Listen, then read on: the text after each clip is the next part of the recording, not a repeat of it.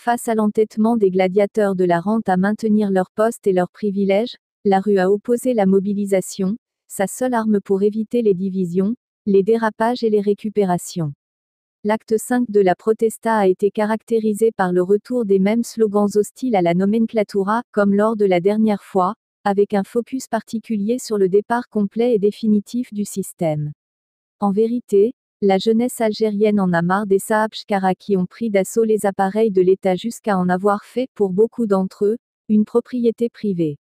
Ce rejet du peuple des dernières propositions de Bouteflika pour parrainer le changement du régime, exacerbé par l'autisme officiel, aurait provoqué la radicalisation des revendications de la base.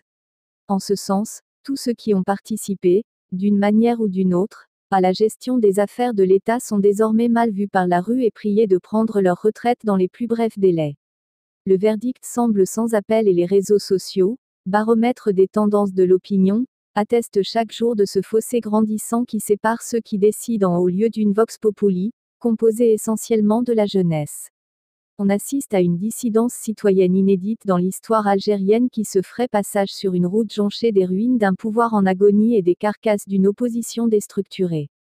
Quiconque se rendra facilement compte de ces cassures dès qu'il voit tout ce beau monde farceur, pouvoir et opposition comprises, s'efforcer de parrainer le mouvement populaire, en prenant ces millions de jeunes descendus dans la rue pour des mineurs politiques auxquels il faudrait nécessairement un tuteur. Or, ces derniers ont prouvé leur maturité et le point de faiblesse de tout le personnel politique est dans son manque d'ancrage populaire. Gagnés par la fraude, toutes les élections passées, ayant connu du reste de très hauts taux d'abstention, ont permis à l'establishment de construire une fausse vitrine démocratique, sans qu'elle ne lui donne une assise de légitimité solide pour le long terme.